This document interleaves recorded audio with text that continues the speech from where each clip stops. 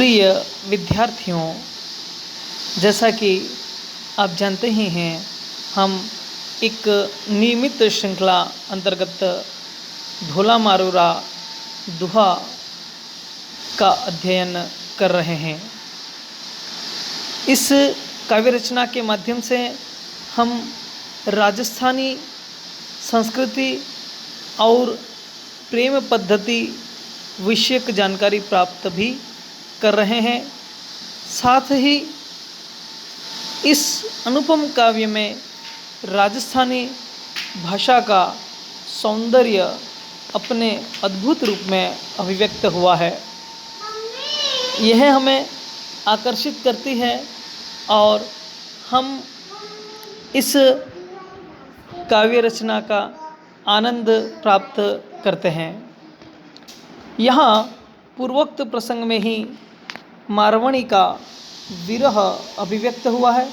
मारवणी ढाढ़ी के माध्यम से भेजे अपने संदेश में कहती है कि ढाढ़ी एक संदेश ड़ो कही ढोला समझाई, जोवण आंबऊ फली रयू साख न खाऊ आई।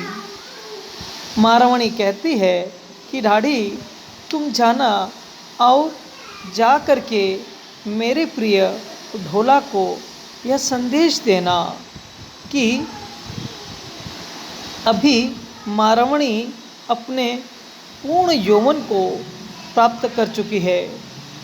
यौवन में मदोमत्त मारवणी की शारीरिक पीड़ा दिनों दिन बढ़ती ही जा रही है और अब वह यौवन भी उसे असह्य प्रतीत हो रहा है और वह एक सुंदर रूपक के माध्यम से कहती है कि जोवण आंबव फली रयू। जोवण जोवण अर्थात यौवन और आंबव अर्थात आम, यानी यौवन रूपी आम है वह फल चुका है। जिस प्रकार आम का फल पकने पर रस प्रदान करता है, उसी प्रकार यहाँ मारवणी भी कह रही है कि यौवन उसका पूर्ण उफान पर है और अब यह आम की भांति ही रस प्राप्त अर्थात रति रस या श्रृंगार रस प्राप्त करने युक्त है। साख न खाई आओ, तो तुम उन्हें मेरा संदेश देना कि यह यौवन का पूरा परिपाक हो चुका है। अब वे इस शाखा पर लगे हुए इस आम को आकर के खायु अर्थात खाते, आई अर्थात आए, यानी वे इस शाखा पर लगे हुए यौवन रूपी आम को क्यों नहीं खाते हैं। उन्हें तुम मेरा संदेश देना कि वे आएँ और इस यौवन का उपभोग करें। इस दुहा में मारवणी का विरह अभिव्यक्त हुआ है और उसी तरह अगला दुहा है, उसमें भी मारवणी अपने विरह को ही अभिव्यक्ति प्रदान करती हुई कहती है कि ढाढ़ी जय प्रीतम मिलई यूं दाख विया जाई, जोबण छत्र उपाड़ियऊ राजन बैसऊ काई। हे ढाढ़ी, तुम जा करके यदि मेरे प्रीतम मिले तो तुम उन्हें कहना कि दाख विया अर्थात कहना, तुम उन्हें मेरा संदेश देना, कहना मेरी विरह गाथा को उनके सामने अभिव्यक्त करना, मेरी मानसिक दशा को उनके सामने प्रकट करना, या फिर अंतिम रूप से कहूँ तो यौवन और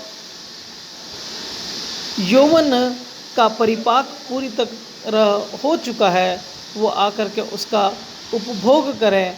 और इसी बात को उन्होंने पुनः एक दृष्टांत के माध्यम से कहा है कि जोबण छत्र उपाड़ियऊ राजन बैसऊ काए, कि जोवन छत्र उपाड़े, जोवन जोवन यानी यौवन, छत्र जब राजा महाराजा चलते थे तो उनके छाया के लिए एक छत्र होता था।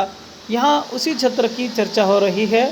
उपाड़ियो अर्थात नायिका कह रही है कि मैंने जो यौवन रूपी छत्र है उसको उठा दिया है, अब उसकी छत्र में किसी न किसी को छाया प्रदान करनी है, उसको बिठाना है। पर मैं चूँकि अपने प्रियतम ढोला को अत्यधिक प्रेम करती हूँ और उन्हीं के प्रेम में विरह विदग्ध हूँ, तो तुम जा कर के मेरा यह संदेश देना कि राजन बैसऊ काई, कि हे राजा तुम आते क्यों नहीं हो और उसके नीचे क्यों नहीं बैठते हो। कहने का तात्पर्य यह है कि नायिका यहाँ पर अपने प्रेम को अभिव्यक्त करते हुए कहती है कि उसका यौवन पूर्ण उफान पर है, पूर्णतः परिपक्व हो चुका है, तो उनके प्रियतम ढोला आए और उसका उपभोग करें। प्रिय विद्यार्थियों, इन दोनों ही दोहों में राजस्थानी भाषा का सुंदर परिपाक हमें देखने को मिलता है। दोहा छंद है, आप जानते ही हैं, और इसमें रूपक, अनुप्रास जैसे अलंकारों का प्रयोग हुआ है और मारवणी की जो मानसिक स्थिति है और विरह मनोदशा है उसका यहाँ पर पूर्णतः परिपाक हुआ है। धन्यवाद।